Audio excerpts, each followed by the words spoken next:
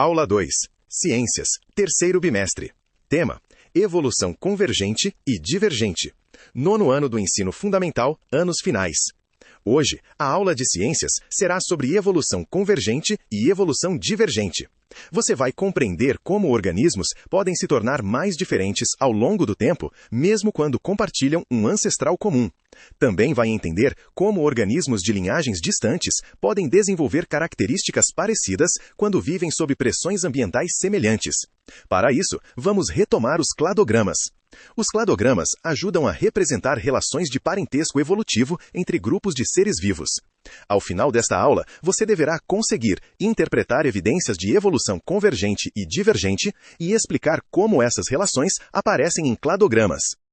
Conteúdos e objetivos. Nesta aula, você vai estudar a análise de cladogramas. Também vai estudar evolução convergente, evolução divergente e grupos monofiléticos. O primeiro objetivo é interpretar evidências da ocorrência de evolução convergente e divergente. O segundo objetivo é explicar cladogramas. Isso significa que você vai observar ramos, nós, ancestrais comuns e características compartilhadas.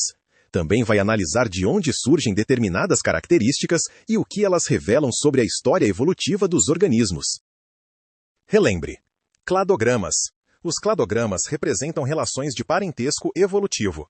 Eles mostram como diferentes grupos se relacionam a partir de ancestrais comuns. Um cladograma não representa, necessariamente, a passagem do tempo em uma escala proporcional. A posição de um organismo mais acima ou mais abaixo no desenho não significa, por si só, que ele seja mais antigo ou mais recente. Um grupo monofilético inclui um ancestral comum e todos os seus descendentes. Nenhum ramo descendente desse ancestral fica de fora. As partes principais de um cladograma são a raiz, os ramos e os nós. A raiz representa o ancestral mais antigo considerado no diagrama. Os ramos representam linhagens ou trajetórias evolutivas. Os nós são os pontos em que os ramos se dividem. Cada nó representa um ancestral comum compartilhado pelos grupos que surgem a partir dele. Também existem grupos parafiléticos e polifiléticos. Um grupo parafilético inclui um ancestral comum, mas deixa de fora um ou mais de seus descendentes. Um grupo polifilético reúne organismos sem incluir o ancestral comum mais recente de todos eles. Por isso, o grupo monofilético é o mais importante para representar relações naturais de parentesco evolutivo. Interpretando características nos cladogramas.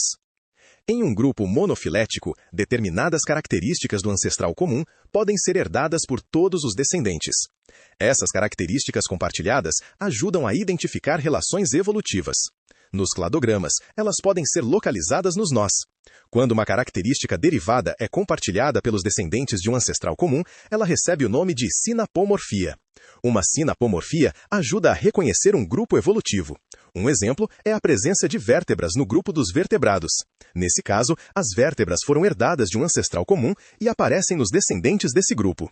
Essas características refletem um processo de evolução divergente. Isso acontece porque, a partir de um ancestral comum, diferentes linhagens passam a desenvolver outras características ao longo do tempo. Evolução divergente. A evolução divergente ocorre quando organismos que compartilham um ancestral comum desenvolvem características diferentes ao longo do tempo.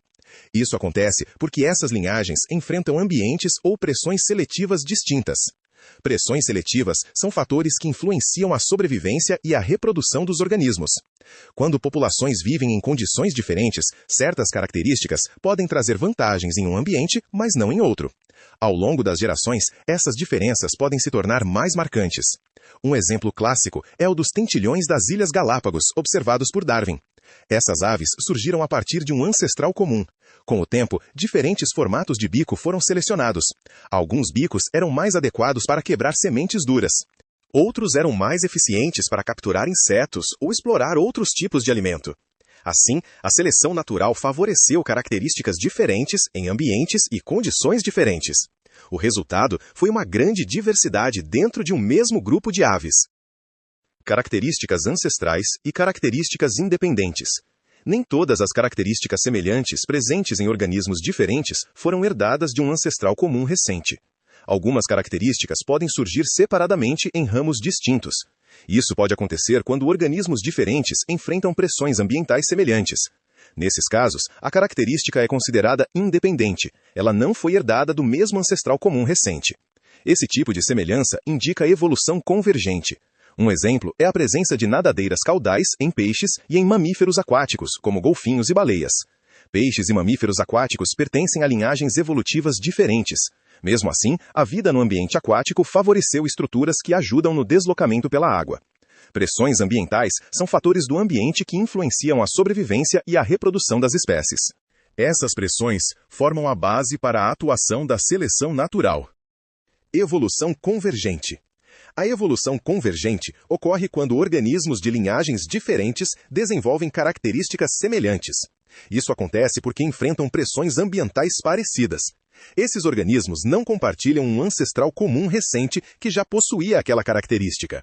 A semelhança surge de forma independente. Um exemplo é o corpo hidrodinâmico de tubarões e golfinhos. O tubarão é um peixe, o golfinho é um mamífero. Eles pertencem a grupos evolutivamente distantes. Mesmo assim, os dois apresentam um corpo alongado e adaptado ao deslocamento na água. Essa forma reduz a resistência durante a natação. A semelhança não indica parentesco próximo.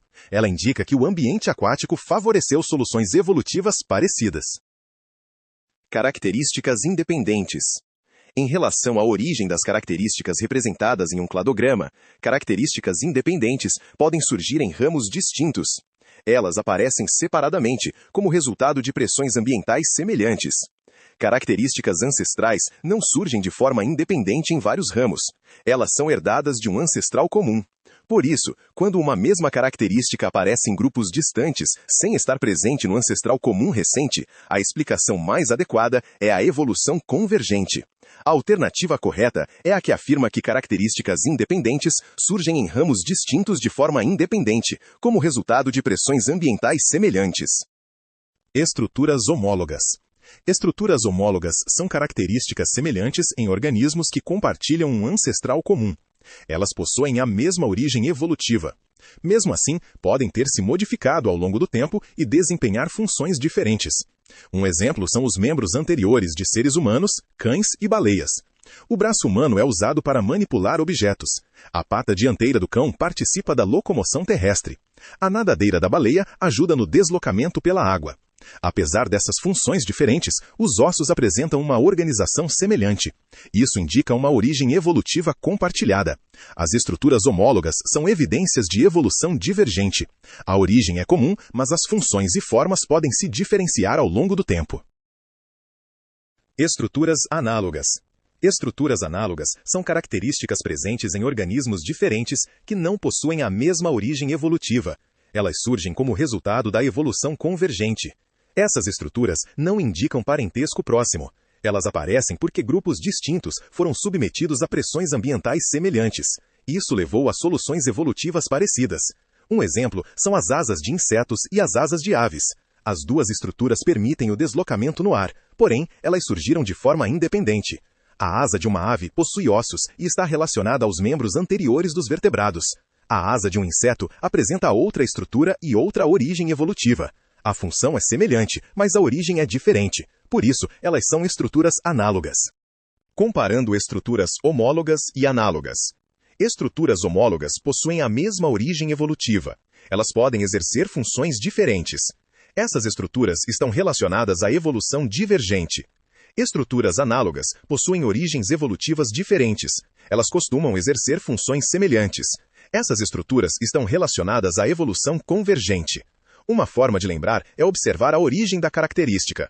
Se a origem é comum e as funções podem ser diferentes, trata-se de homologia.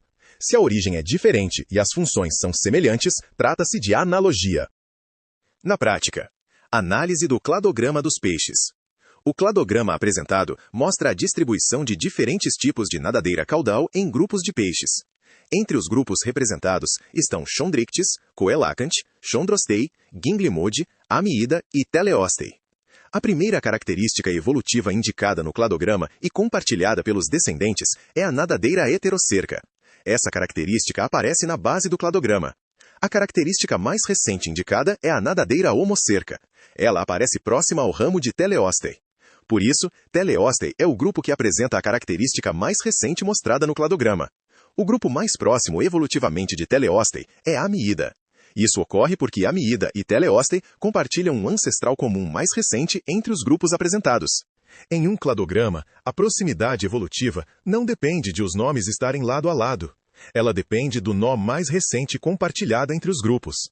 Quanto mais recente for o ancestral comum, maior será a proximidade evolutiva. Encerramento com suas palavras. Nesta aula, você estudou evolução convergente e evolução divergente. A evolução divergente ocorre quando organismos que compartilham um ancestral comum desenvolvem características diferentes ao longo do tempo. Isso acontece quando enfrentam ambientes ou pressões seletivas distintas. Os tentilhões de Galápagos são um exemplo. Eles compartilham um ancestral comum, mas desenvolveram diferentes formatos de bico. A evolução convergente ocorre quando organismos de linhagens diferentes desenvolvem características semelhantes. Isso acontece porque enfrentam pressões ambientais parecidas.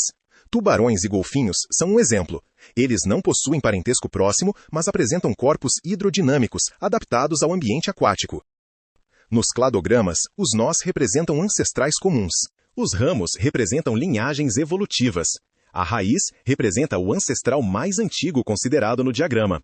Características derivadas compartilhadas por descendentes de um ancestral comum podem aparecer associadas aos nós. Essas características ajudam a identificar grupos monofiléticos. Um grupo monofilético inclui um ancestral comum e todos os seus descendentes. As estruturas homólogas possuem a mesma origem evolutiva e podem exercer funções diferentes. Elas são evidências de evolução divergente. As estruturas análogas possuem origens evolutivas diferentes e desempenham funções semelhantes.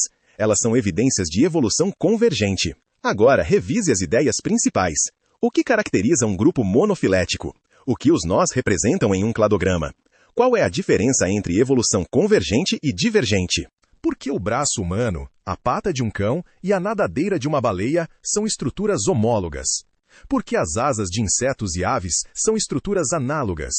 Como um cladograma permite identificar quais grupos possuem maior proximidade evolutiva? Assim, finalizamos nossa aula. Até a próxima!